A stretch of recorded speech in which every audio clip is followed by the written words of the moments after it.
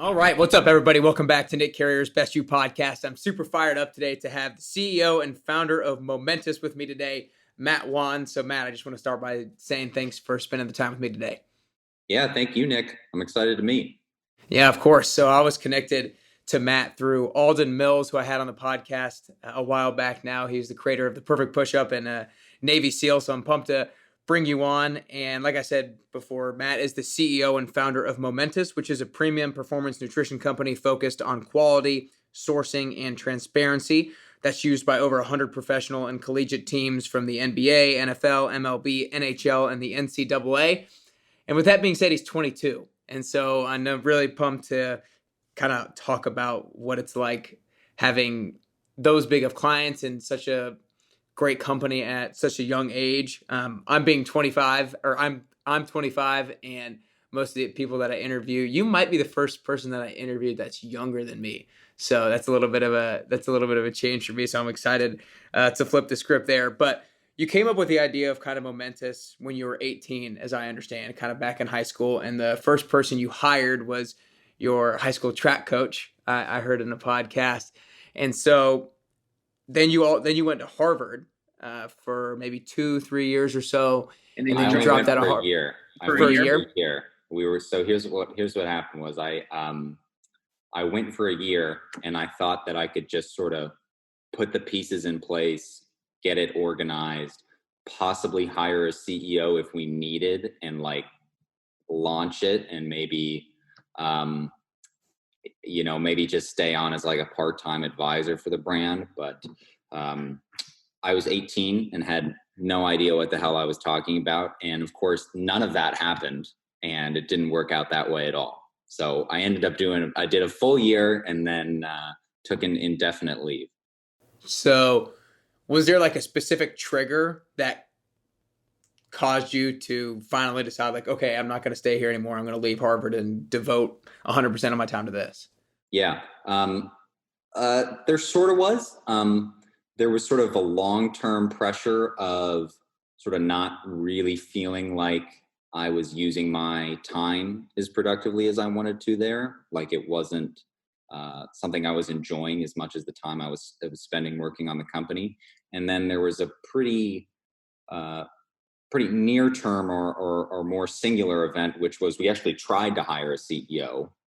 Um, Went through a pretty extensive search process, found somebody we liked that was, certainly on paper very qualified, but in practice they only ended up staying for, I want to say, a month or two, and then unfortunately they had some really really unfortunate personal circumstances in their life that I won't get into, that basically meant they weren't going to have the time to run a startup.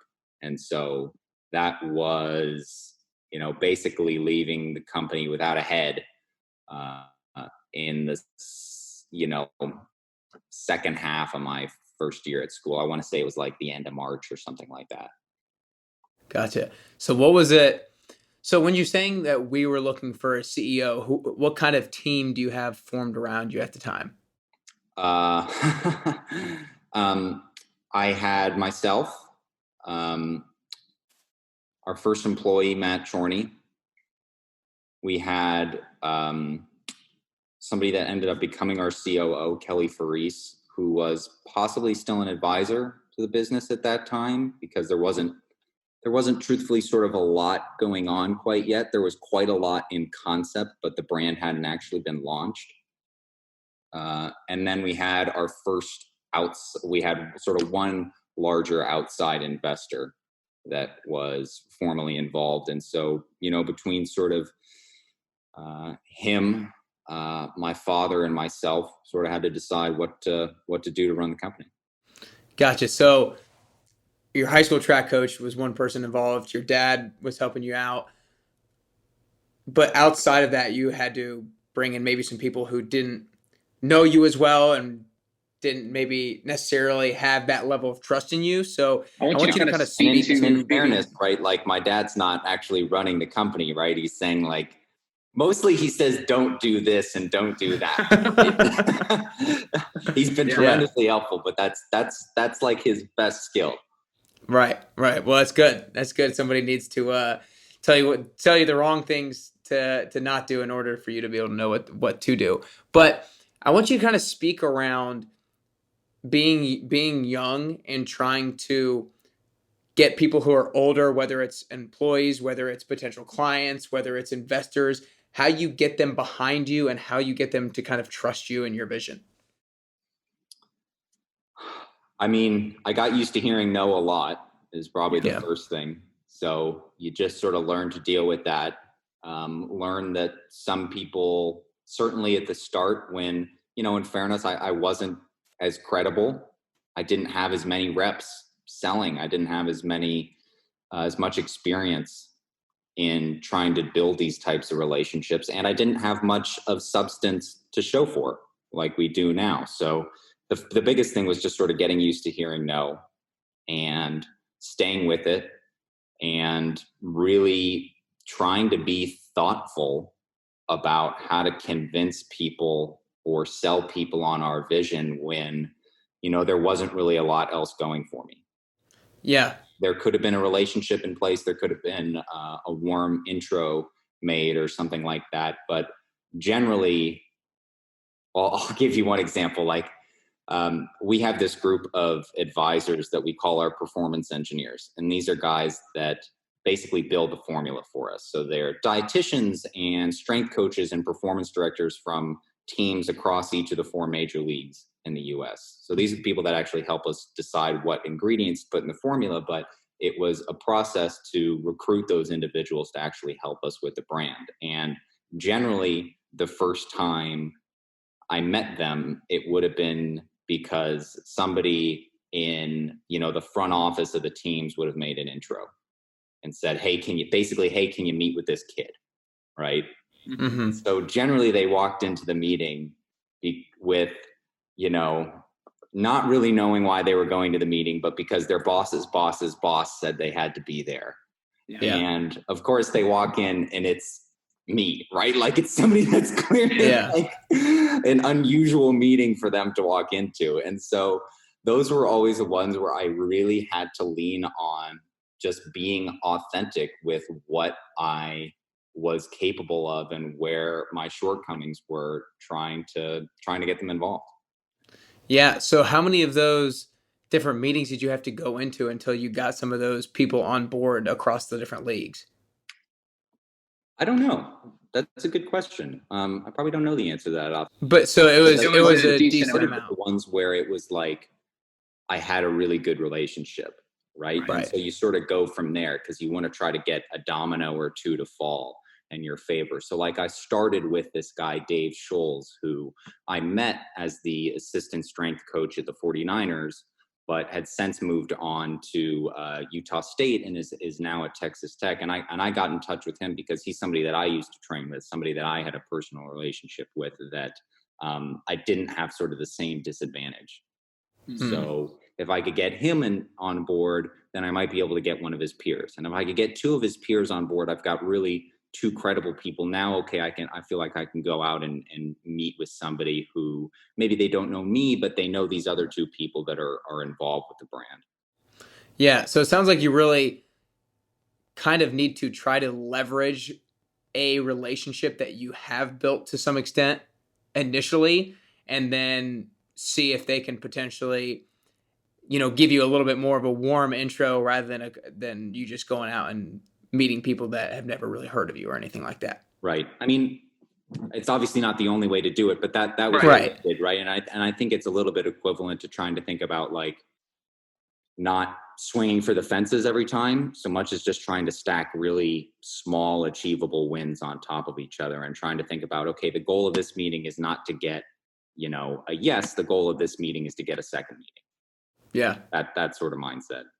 Yeah. No, I think that's really key because I talk a lot about goal setting in a lot of my stuff, and setting big goals are important, but if you don't have the small achievable goals set along the way, you're going to lose belief in that long-term goal, because if you don't see yourself progressing, then and if you don't believe that you can get there, then you're going to stop taking action to make that thing become a reality.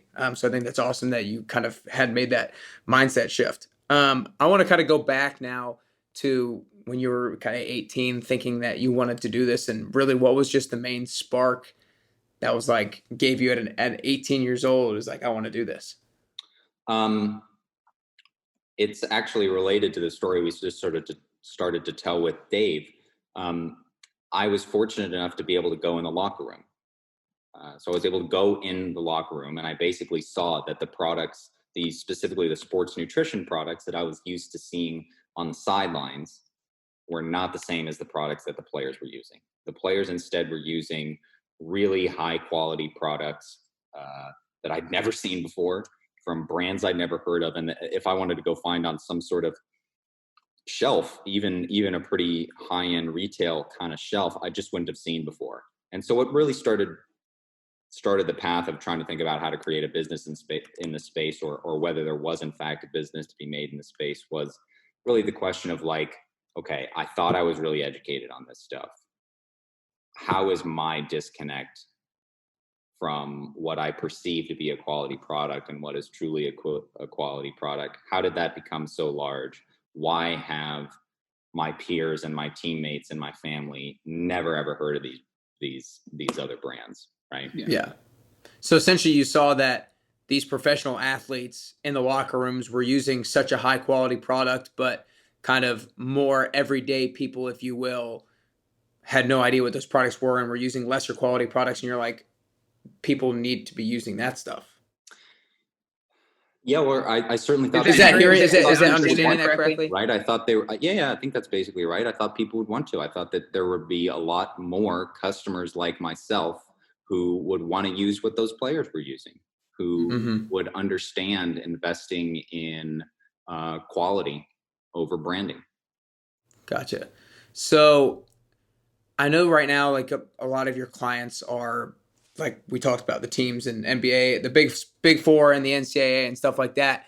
Are you guys trying to just like continue to tap more into that market, or are you trying to tap into the market as well of kind of people like you and me, or high school and high school athletes and everybody who takes, all these supplements that are of lesser quality? Are y'all trying to like spread the word and awareness to a lot of those people too? Yeah, it's great. It's a great question. And actually, the team sales component of the business is something that lends a lot of credibility to us, but it's actually the smaller side of the business. Oh, really? Historically, it's actually only been probably about a third of the business in total. But the much larger side of the business is actually the direct consumer customers. So people like ourselves that buy the product through our website or through Amazon. And that was the goal from the outset. I was not really concerned as much about whether or not these teams and professional athletes had good quality products to buy. Clearly they do. That's where I discovered them in the first place, right? Like the idea was more, how do we get consumers to think about supplementation, to use these tools the way that professional athletes do, and can we create a company that allows them to do that? And so ultimately it was really always about trying to get it into the hands of people like you and me. Gotcha. Yeah. Professional athletes they're going to be fine whether we're there or not, right? But yeah, we're happy to support them nonetheless.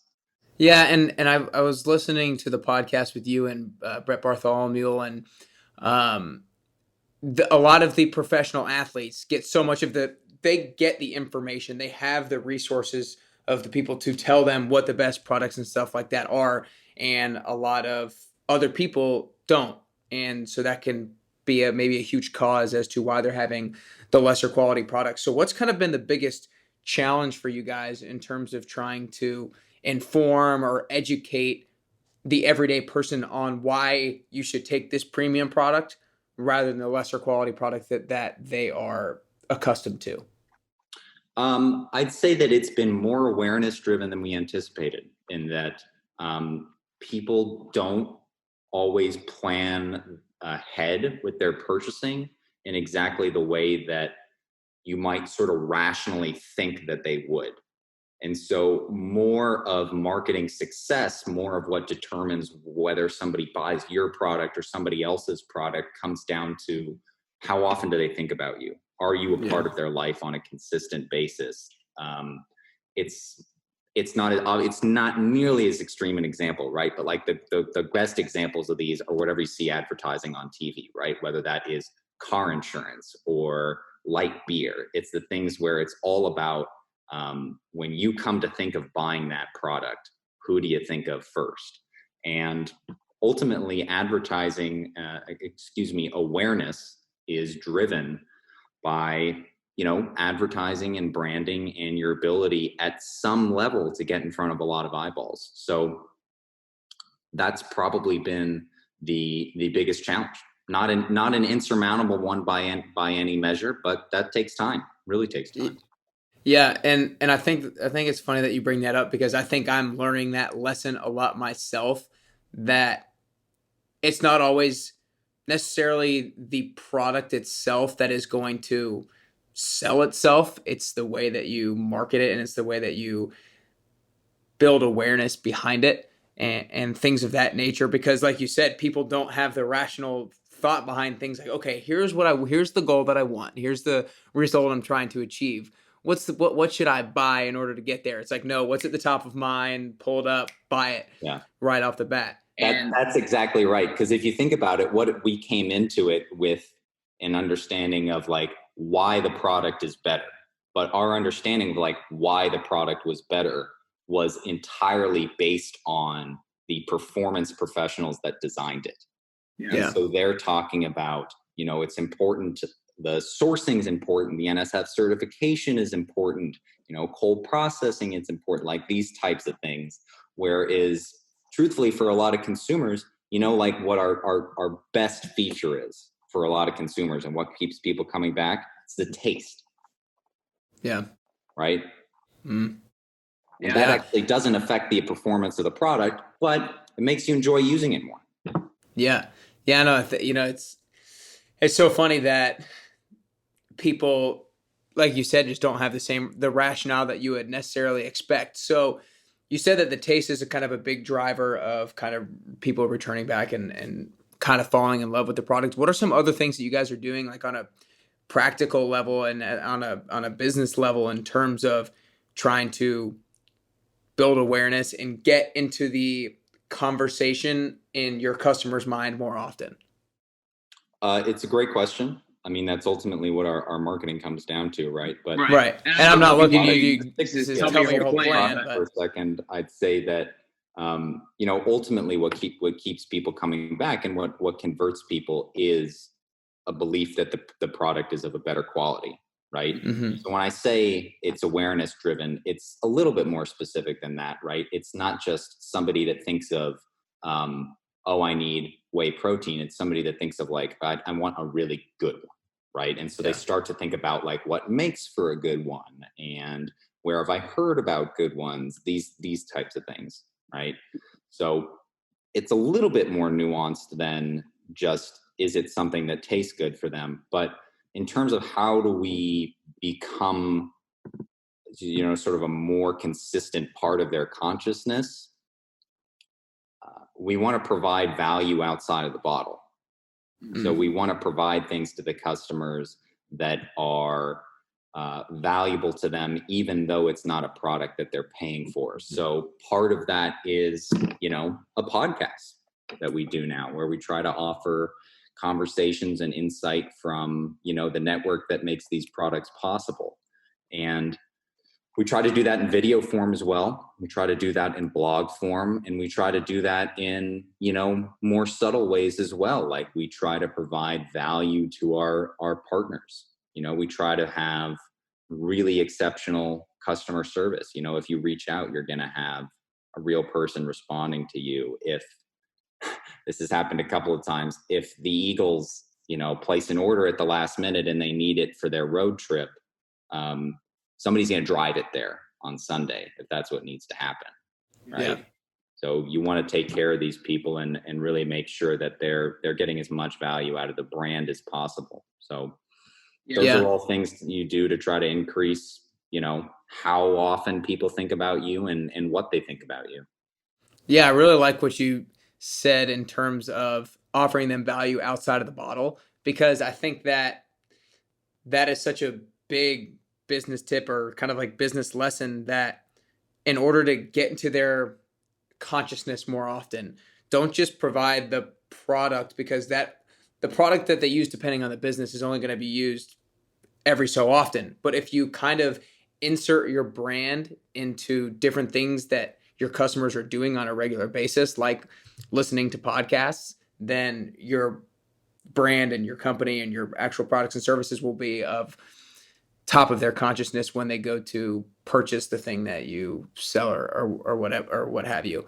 But perfect segue into you, the host of the Momentous podcast. Like you said, you guys have a new podcast out, and you interview some awesome people.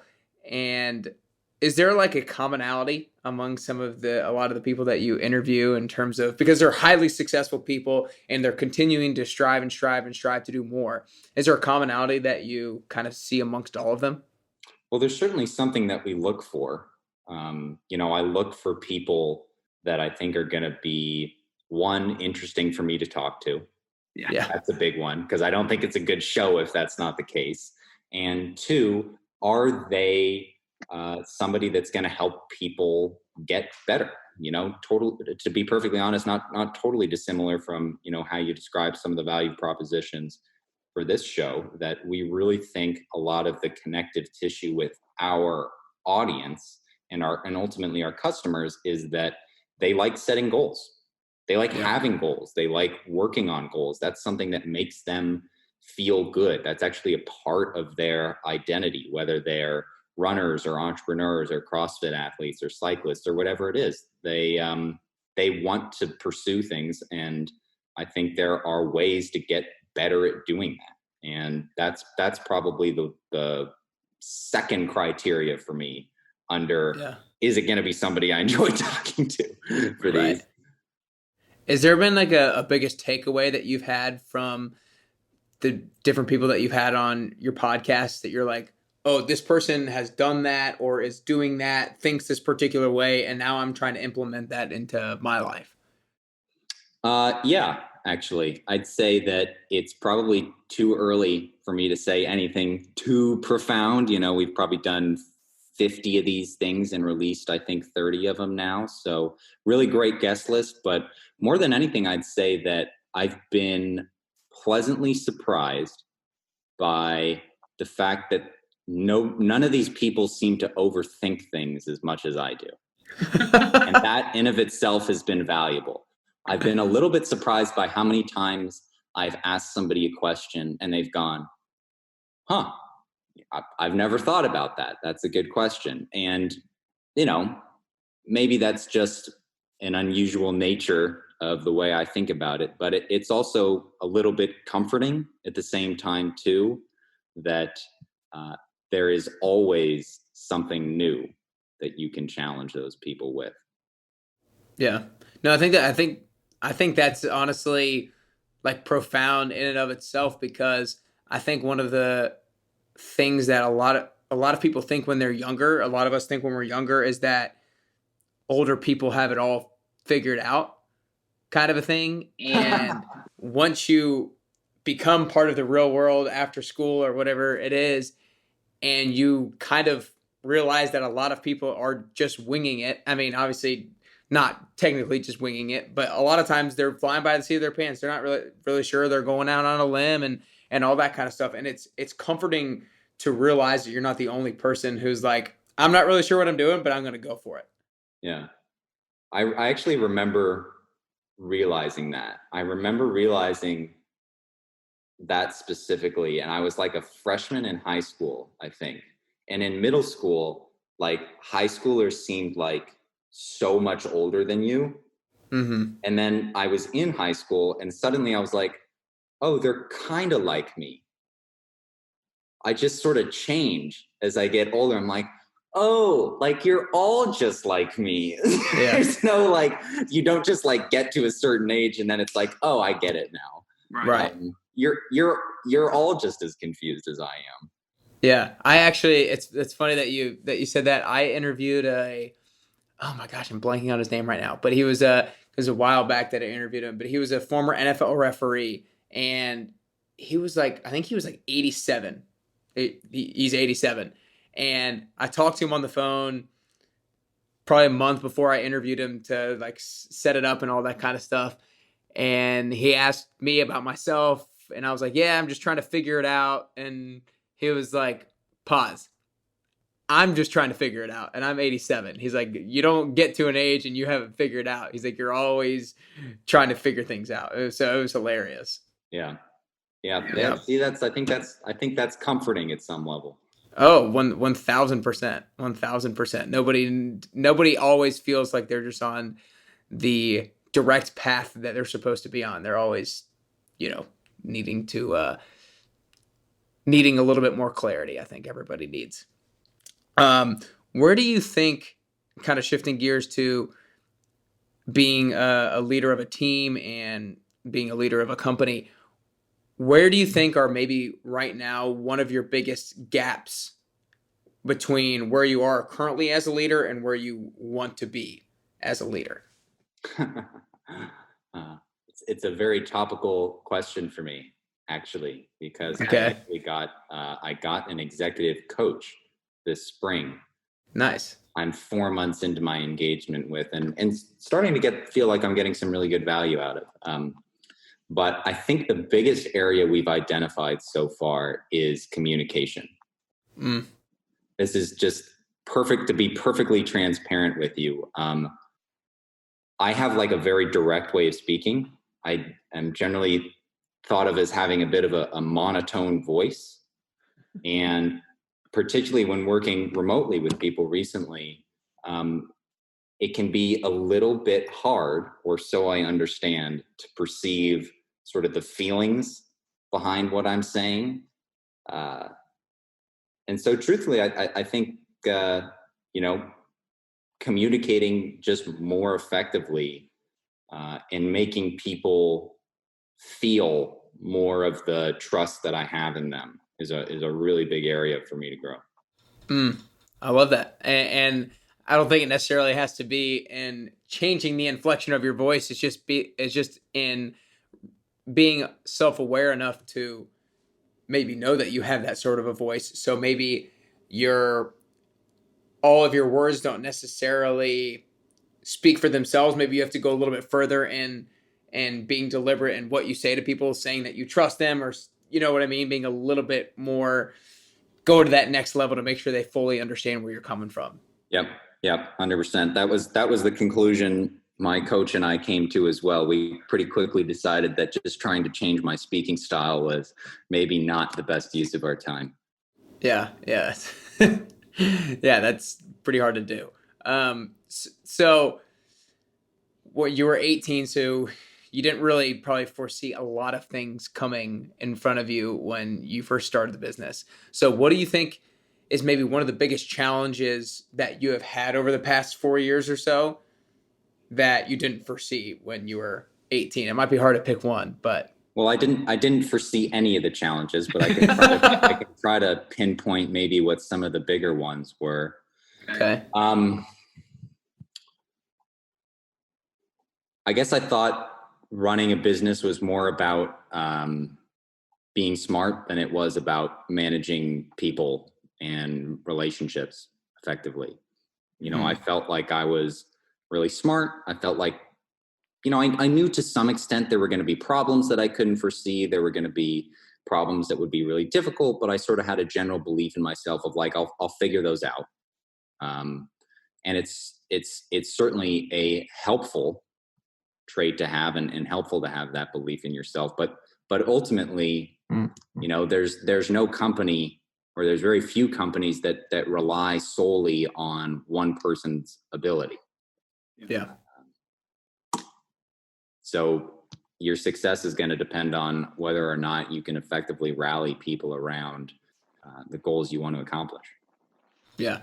No, I really like that. It's not about necessarily just being smart. It's about, like you said, being able to communicate effectively and manage people and rally everybody around a particular vision and a particular mission. So I don't know why it just popped in my head, but the question just popped in my head. So when you're going into maybe some meetings with potential clients, potential investors, and again, people who are older than you, do you ever start by addressing like your age? Do you address Absolutely those? not.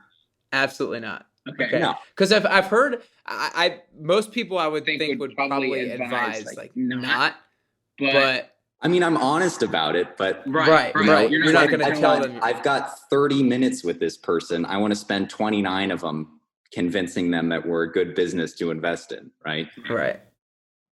Is there so now I want to kind of stay on that topic, and I'm not going to take. I don't want to take everything that your executive coach has taught you, but besides the like communication thing, what are some maybe another one or two things that maybe your coach has helped you with in terms of going into meetings with people and how to place yourself in there with confidence behind your product and behind your company? I wouldn't say actually we really spent any time on that, to be honest. Okay. I'd say it's really been more focused on like my leadership style in terms of like managing my team and the people that work for me. Yeah, like an internal leadership style. Yeah, that's definitely been the biggest area of focus and where I feel like there's sort of the greatest opportunity as well. Yeah. Okay, cool. So just to ask more of a timely question, what's kind of the biggest lesson you've learned, maybe personally or maybe for your business from like COVID-19 and quarantine and everything that's been going on? Try not to carry a whole bunch of capital expense if you don't have to. Be light, be lean, expect the unexpected, other types of cliches. But, you know, I think it's been a huge learning experience for me overall. I feel like it's really, really forced me to grow as a leader. It's forced me to be truthfully more trusting of other people, of people in the company. And it's made me take a much healthier look at the business as well. And so I feel like in the future, there will be many more problems that come up that, you know, I would have otherwise maybe stressed over more significantly. Yeah, but like probably April. Yeah, April was probably like the most stressful professional month I've had. Yeah. Yeah. Well, I think that's probably the case for a lot of people, but I think I like what you said. Like end of March to early April, I guess. Yeah. But I like what you said. I do think that in so many different ways, this whole thing has provided perspective for people. And like you mentioned, now because this huge challenge has come up, you know, future challenges down the road aren't going to necessarily be or seem as huge as the one that you were in end of March to April, and that kind of we're still currently in. But so I learned that your family kind of had a big impact on you kind of growing up and stuff like that. You know, you've already mentioned your father, and then I think I saw that you had a recent podcast episode with your uncle. Is that correct?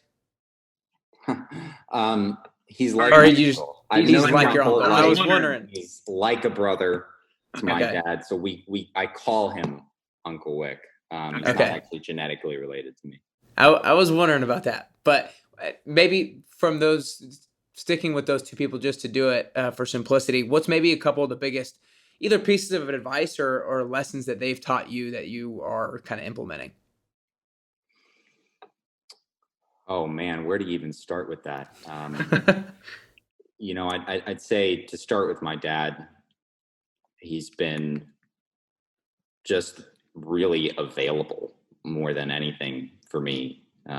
He's been a career venture capitalist, so he spent a lot of time not as the CEO, but in managing CEOs and in managing founders and helping them through the types of situations and problems that I'm facing. So just having his ear has been, you know, completely invaluable. I don't know that there's a specific lesson I should point to of all the many many small tidbits I've gotten to experience, but I'd say frankly for my dad, Mark, and for Wick and other types of quote uncles like him, just being able to be around them consistently, be able to hear them have, serious discussions, hear them talk about their businesses, hear them, watch them interact with their employees, watch them just behave in a professional environment and make decisions is like I just can't imagine any sort of better experience to have for a young person other than for that to feel, normal.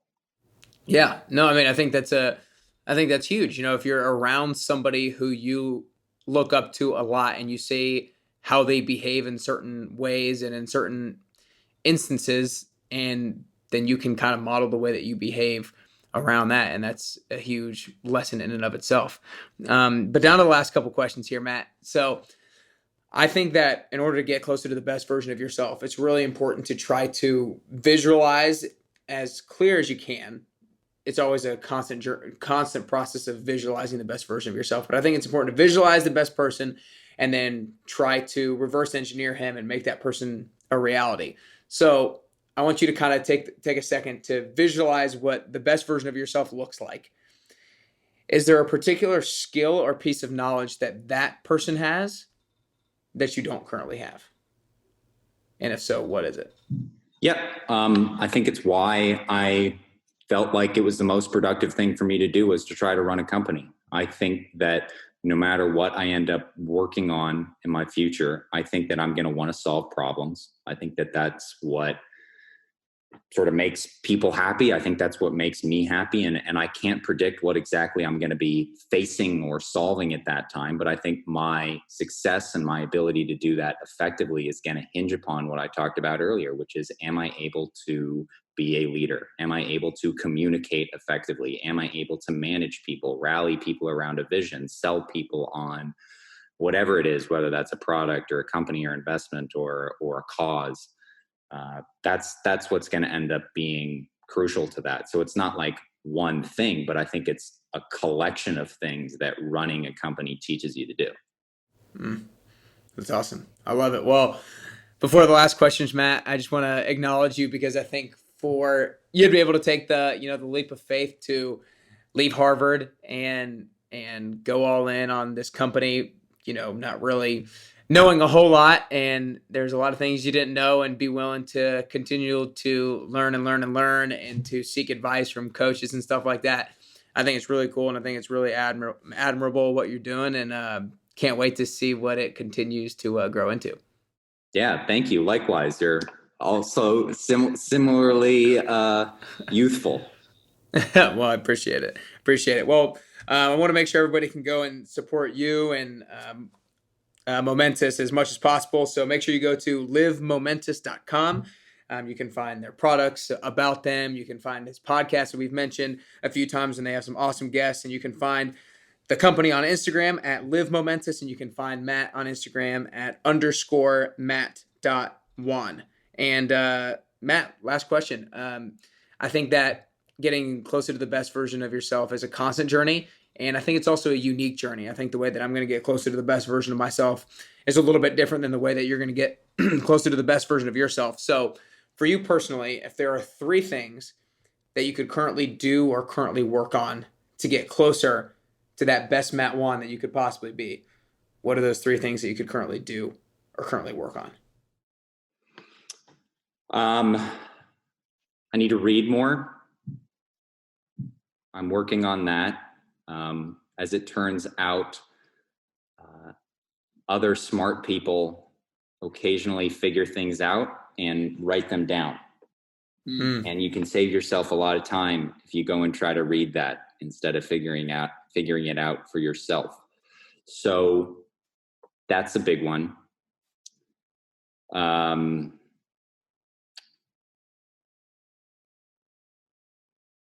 Other things I'm doing, I'd say that I can get better about my sleep. I'm pretty darn good about it, but I feel like I can get better. There are a couple things there I feel like I can dial in, particularly around just trying to wind down more effectively at night. I think sleep has a ton of really important impacts on a huge number of markers of your physical and mental health. And so I think it's not something to take lightly. Then